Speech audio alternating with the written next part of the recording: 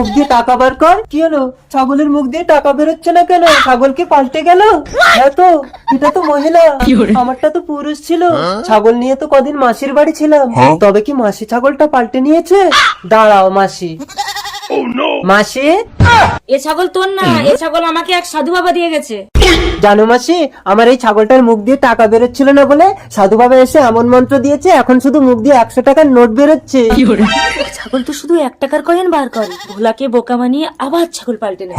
জানো মাসি, ছাগল নিয়ে তোমার বাড়ি থাকলে আর টাকা বার হয় না। একটু ধরো, আমি মুতে এসে ছাগল নিয়ে ঘর চল যাবো।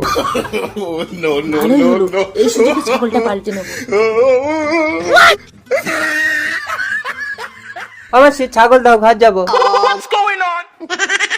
এই ছাগল, অনেক 100 টাকার নোট বার কর, বার কর। মাসি, ওটা তোমারই পাল্টানো ছাগল, পরের জিনিসে লোভ করতে নেই মাসি।